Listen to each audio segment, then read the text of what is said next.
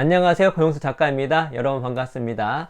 오늘 여러분께 추천해드릴 큐블리케이션 책은 바로 결혼학 개론입니다. 제가 1999년도에 제 아내에게 고백을 하고 사귀었습니다. 연애생활 10년을 하고, 그리고 결혼에 골인을 하고, 그리고 지금 결혼 11년 차가 되었네요. 결혼 생활한 지 10년이 이제 지났습니다. 자녀는 둘 있고요. 그리고 행복한 부부 생활을 위해서 나름대로 노력을 해왔지만 부족한 부분도 되게 많았습니다. 그리고 지금 만족하지 않은 건 아니고요. 그런데 제가 만약 결혼 전에 이 책을 읽었다면 제가 지내온 이 결혼생활 10년이 훨씬 더 행복해졌을 거라고 좀 확신합니다. 왜냐면 별것도 아닌 걸로 싸운 것도 많았고, 그냥 넘길 수 있는 건데 넘기지 못한 것이 많이 있었고, 그리고 시행착오를 많이 거쳐서 깨우친 것도 많이 있어요. 근데 그런 내용도 이 책에 다 담겨져 있습니다.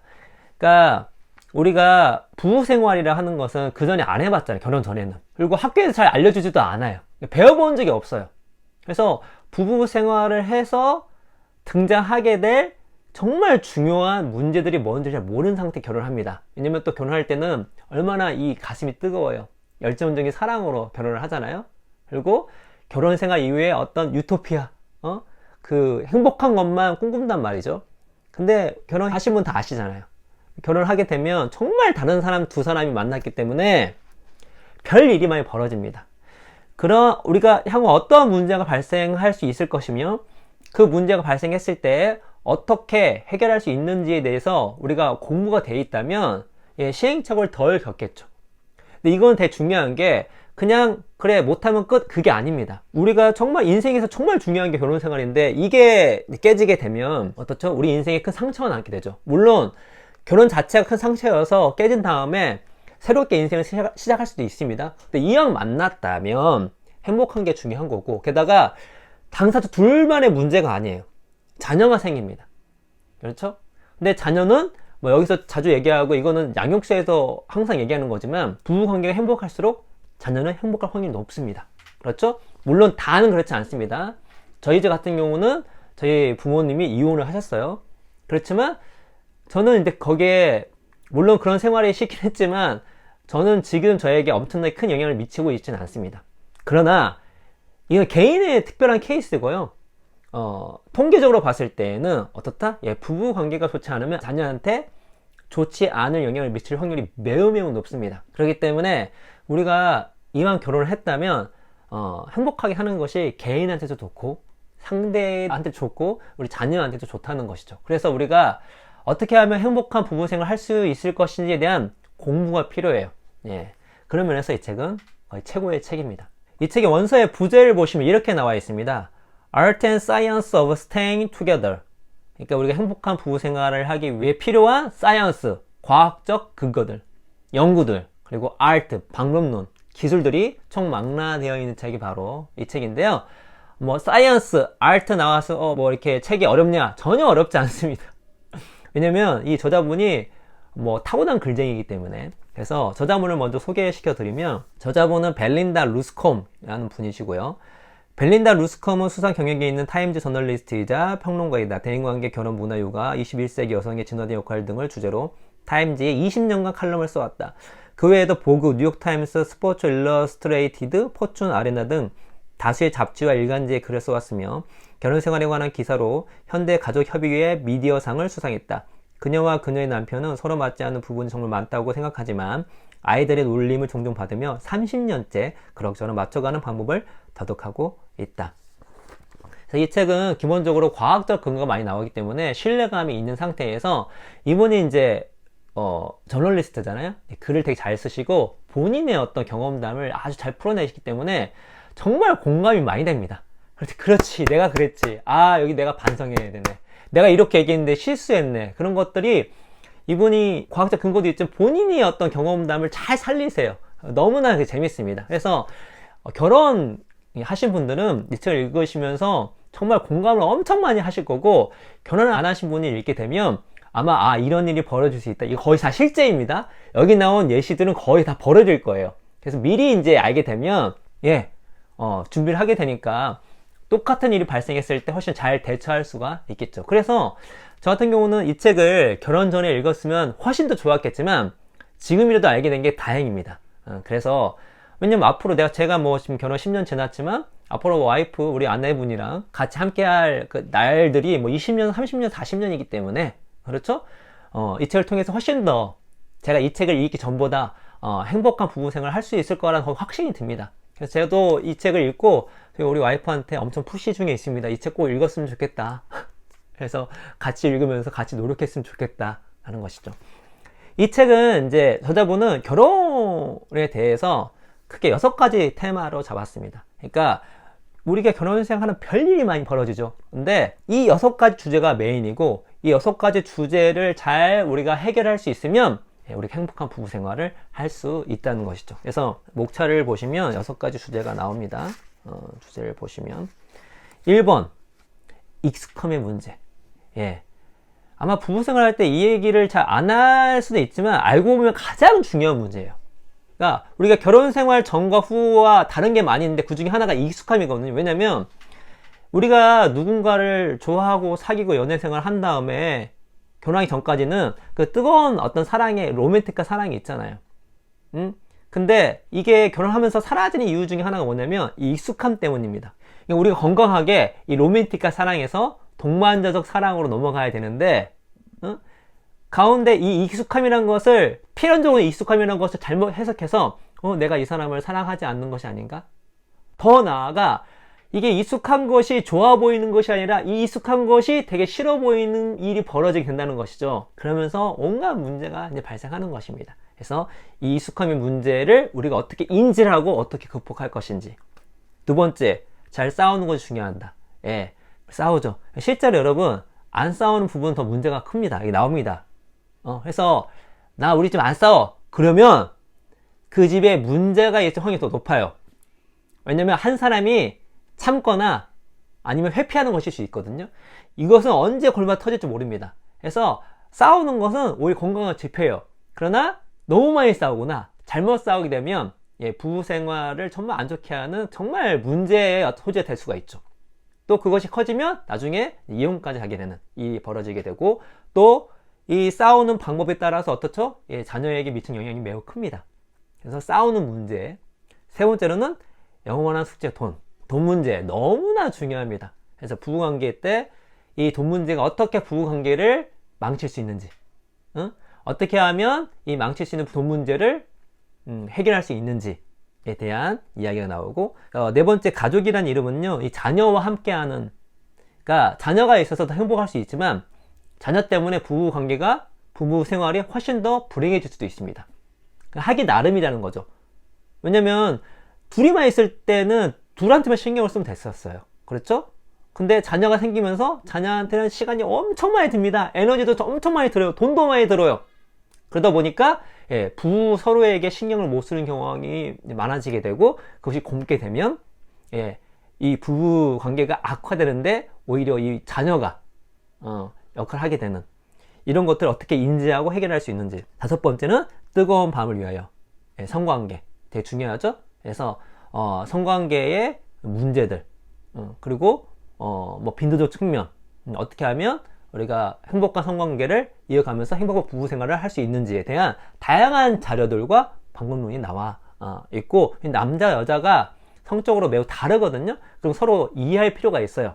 그리고 서로 얘기할 필요가 있습니다. 그런 것들 내용이 나오고 여섯 번째는 부부 문제라기보다 이런 문제가 발생했을 때에 우리가 책을 읽고 서로 얘기도 하면서 극복하는 것도 중요하지만 우리가 항상 상담을 받을 수 있을 때 받는 건 중요합니다. 그래서 부부 문제가 있을 때 그 문제 해결함에 있어서 상담이 얼마나 중요하고 어떻게 상담을 받는 것이 중요한지에 대한 이야기가 나와 있습니다. 그래서 이렇게 6가지 카테고리로 나와 있는데 오늘 이 시간은 제가 이 중에서 익숙함의 문제와 잘 싸우는 것이 중요한 이 2개 중에 여러분과 나눠볼 수 있는 것들을 책을 읽어드리면서 한번 나눠보도록 하겠습니다.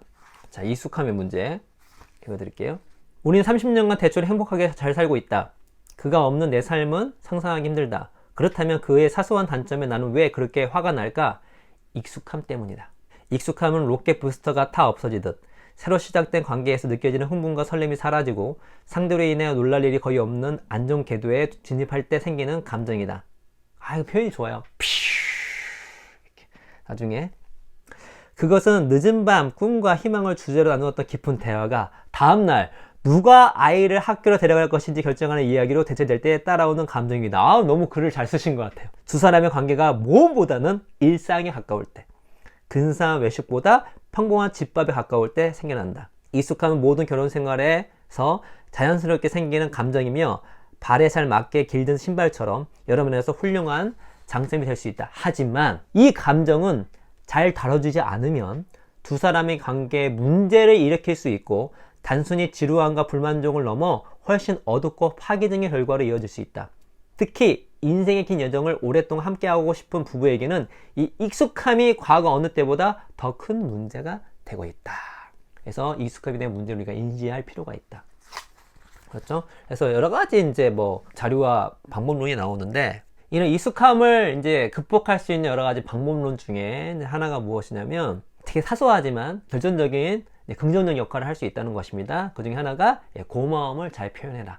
그래서 1단계, 배우자에게 잘한 행동에 주목하라. 필요하면 적극적으로 찾는 노력도 필요하다. 2단계, 그것에 감사를 표현하라. 3단계, 다음 부정적인 말을 바로 덧붙이는 것은 좋지 않다. 연하장의 인사말처럼 진부하게 들리겠지만 배우자에게 고맙다는 표현만 잘해도 부부 관계가 크게 달라질 수 있다는 믿을만한 연구 결과가 있다. 2015년 조지아 대학교 가전연구센터 연구 결과에 따르면 배우자에게 감사함을 표현하는 것은 결혼의 질을 좌우하는 가장 중요하고 일관된 예측 변수였다. 연구진은 미국인 부부 약 500쌍을 대상으로 부부 사이에 느끼는 스트레스 정도와 그것을 해결하는 방법을 조사했다. 등등등 나오면서 뭐다? 감사함을 표현하라. 감사함을 표현하기 위해서 뭐하죠? 관찰을 해야 됩니다. 관심이 있어야 돼요. 그래야지만 너무 생뚱맞은 거를 고맙다고 하면 오히려 역효과가 날 수도 있잖아요. 정말 감사할 만한 것들을 감사하다, 고맙다 얘기해야 되잖아요. 그래서 배우자가 잘한 행동에 주목을 하는 것입니다. 그래서 여러분 얼마나 부부관계에서 고맙다는 얘기를 많이 하십니까? 이게 되게 중요하다는 것이죠. 그리고 또 한 가지 방법은 배우자에게 생긴 좋은 일을 축하해 주는 것이다. 축하해 주는 거예요. 근데 간혹 어떤 관계에서는 이게 좋은 일인데 이걸 약간 이렇게 진심은 아닌데 잘한 일을 축하하고 칭찬하는 거를 하는 순간 지는 것처럼 느껴지는지 잘 이렇게 너무나 이렇게 아끼는 경향이 있어요. 그러면 안 되죠. 그래서 축하할 일 있으면 진심으로 축하해주는 그런 것들이 이런 익숙함이 오는 문제를 오히려 문제가 아니라 장점으로 성화시키는 거. 또 이런 연구 결과도 있습니다.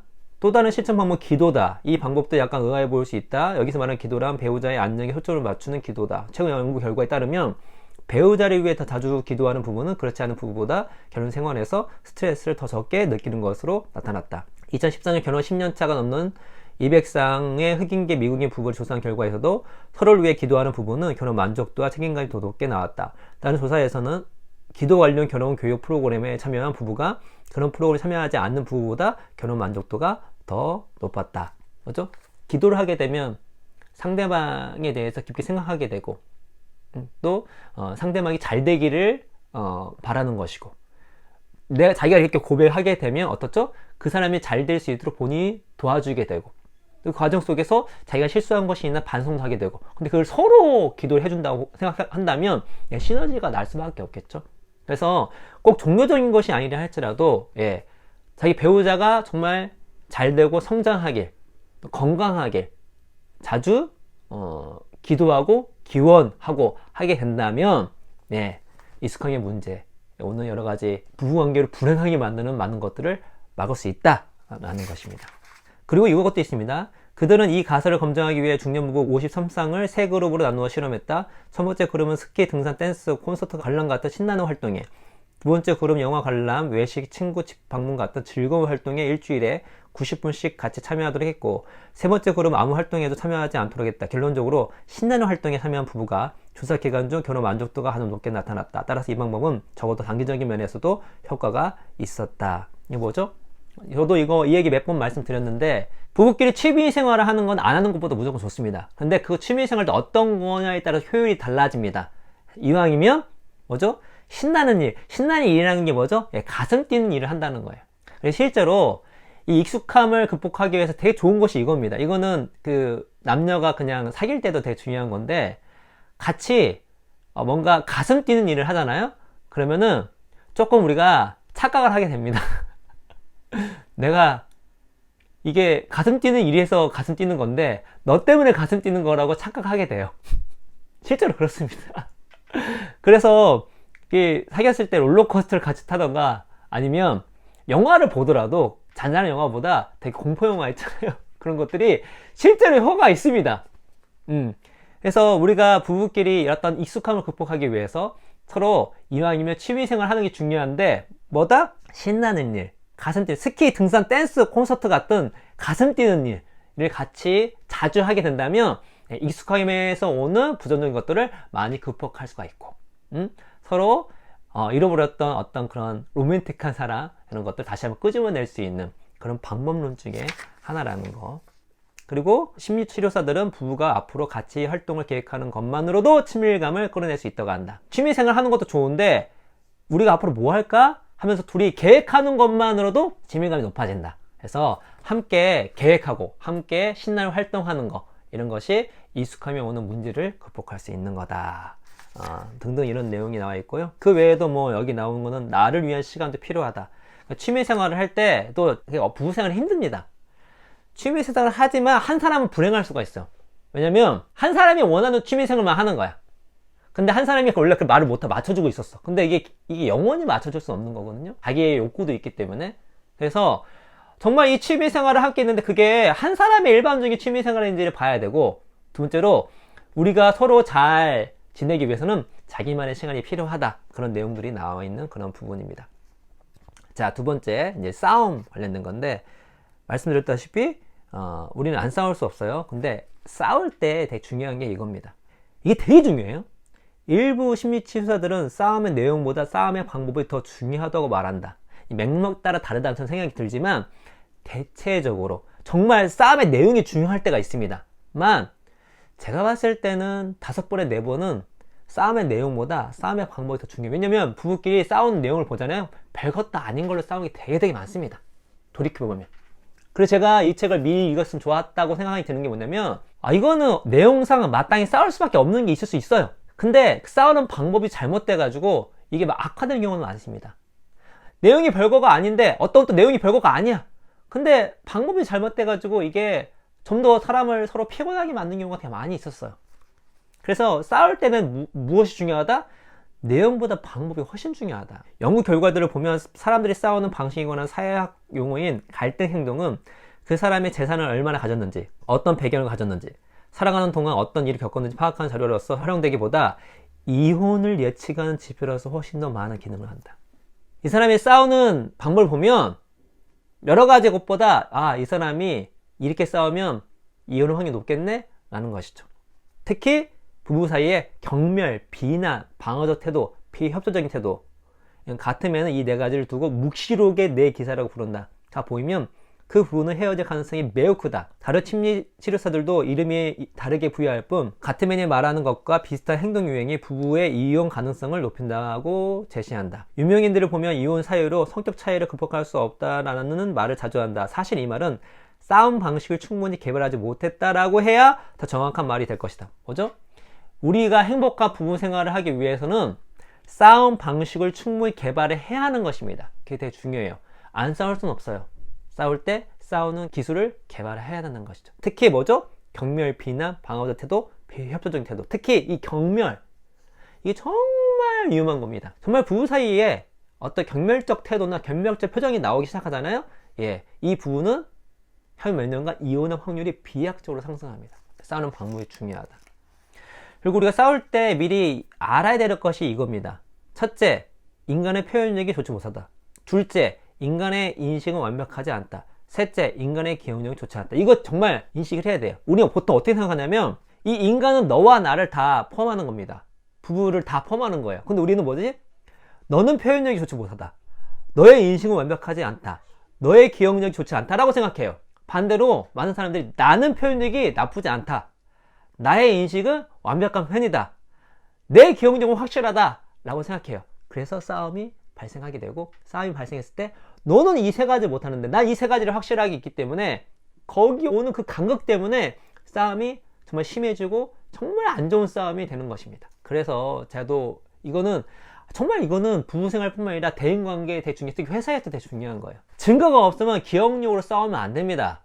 우리 기억은 매우 매우 부정확해요. 우리 생각하는 것보다 부정확합니다. 그래서 기억력, 그러니까 증거가 있으면 모르겠는데, 기록이 있으면 모르겠는데, 그게 없는 상태에서 기억 놓고 싸운다? 정말 이거는 어리석은 행동입니다. 아니, 무슨, 이게 판결을 낼 수 없는 것이 있기 때문에 증거가 없다면, 이 싸움은 끝나지가 않아요. 그리고 우리가 표현을 잘하는 건 아닙니다. 여러분 표현력을 잘 하기 위해서 얼마나 훈련하셨어요? 상대방에만 문제 있는 게 아니라 나도 문제가 있는 거예요. 우리는요, 객관적 인식이 불가능해요. 이 뇌는요. 절대적으로 불가능합니다. 우리는 모든 오는 데이터를 어떻게 하죠? 주관적으로 필터링을 합니다. 때문에 인식은 완벽하지 못하죠. 요거를 우리가, 이게 메타인지거든요. 요거를 우리가 서로 알고 있어야 됩니다. 서로 인지하게 되면 불필요한 싸움을 많이 줄일 수가 있고, 싸울 때에도 좀 더 퀄러티 있게, 큰 일이 벌어지지 않게, 이혼까지 가지 않게, 별일이 아닌데 않을 수 있는 싸움의 기술을 우리가 개발할 수 있다는 것입니다. 또 나와요. 건설적인 싸움의 비결은 상대가 안전하다고 느낄 수 있게 해주면서 싸우는 것이다. 또한 역으로 우리가 지금까지 사랑했던 사람이 갑자기 내게 위협이 될 가능성이 매우 낮다는 것을 기억하는 것이다. 이게 쌓이게 되면 막 언성 높이거나 이 위화감을 조성하게 되면 어떻게 된다? 안전하다고 느끼지 못하게 돼요. 그렇게 되면 갑자기 이 가정이 아니라 정글이 되는 거야. 정글. 사바나가 되는 거야. 그럼 결과가 어떻게 됐습니까? 좋게 끝나는 경우보다 되게 안 좋게 끝날 경우가 훨씬 더 많겠죠. 또 이것도 있어요. 이거는 좀 되게 고급이긴 한데, 이 싸움 암스트롱에 관한 문제가 아니라 가치와 두려움에 관한 문제다. 나에게 중요한 가치는 정직함이다. 우리가 가끔 싸울 때 사소한 걸로 싸운다 그러잖아요. 연예인, 또 스포츠 선수 또 싸운다는 거죠. 여기서는 암스트롱 사이클 선수 때문에 부부가 싸운 내용이 나와요. 근데 알고 보면 우리가 그 주제 놓고 싸우는 게 아니라 그 본질은 각자 갖고 있던 가치와 두려움 때문에 충돌을 한다는 거죠. 그를 파악하게 되면 서로 좀 더 이해할 수 있고 그 싸움이 오래 가지 않을 수 있습니다. 아니 쟤는 이거 갖다 왜 이렇게 난리야? 난린 이유가 거기에 그 사람의, 내 배우자의 가치관과 두려움이 투영되어 있기 때문에 난리인 거예요. 아니 스포츠 선수 같다 우리가 싸울 이유가 없잖아요. 싸운단 말이죠. 그러면 스포츠 선수 자체에 대한 그런 이슈가 아니라 거기에 내재되어 있는 우리의 가치관과 두려움이 충돌을 하는 거예요. 그런 것들을 간파하게 되면 어떻게 된다? 서로를 좀 더 이해할 수 있고, 아 이거는 굳이 싸울 게 아닌 거구나, 그냥 가치관이 다른 거구나, 아 우리 배우자는, 나의 배우자는 이거에 대한 두려움이 있는 것이구나. 좀 더 발전하면 그 두려움을 내가 보호해 줘야지, 그 두려움을 느끼지 않도록 노력해 줘야지 할 수가 있는 것이겠죠. 그 외에도 일반 기술적인 것도 있습니다. 예를 들어 싸울 때 이거 되게 중요한 건데요, 제가 심박수 트레이닝 때도 얘기했던 건데, 더 안 좋은 건 당신은 항상 혹은 당신 늘로 시작하는 경우다. 우리가 어떻게 싸우려 할 때 넌 항상 이래왔잖아, 넌 늘 그렇잖아 하는 순간 이거는 벌써 이 게임이 끝났습니다. 그 싸움은 이제 걷잡을 수 없게 돼요. 냉정히 하면 항상 그런 경우, 우리가 뭔가 서로 잘못들을 했을 때 서로 부부 생활을 하기 때문에 서로 눈치를 보거든요, 대부분은. 그래서 뭔가를 잘못을 했을 때, 상처를 줬을 때 항상 늘 하는 경우가 없죠. 대부분 그렇습니다. 근데 싸울 때 항상 늘 매번 이런 얘기를 하면 상대방 영리를 건드리는 거죠. 그래서 너 항상 그래왔잖아, 늘 그래왔잖아, 이거를 절대 피해야 합니다. 딱 이번 케이스만 놓고 얘기를 하셔야 돼요. 항상 늘이라는 건 무엇이냐면 너는 그런 인간이고 앞으로 바뀔 수 없어 라는 것들을 깔고 가기 때문에 이 싸움이 쉽게 끝날 수가 없습니다. 그리고 플러스 알파로 그 사람을 놓고 비판하면 안 됩니다. 상황을 놓고 비판해야 되죠. 이거는 모든 대인관계에 필요하다는 거. 사람을 놓고 하면은 희망이 별로 없어요. 근데 상황을 놓고 하면 그 사람은 보호받습니다. 상황은 개선할 수 있는 거죠. 그렇죠? 그리고 어떤 문제가 있을 때 이제 회피하는 경우도 있죠. 안 싸우고 회피하는 거야.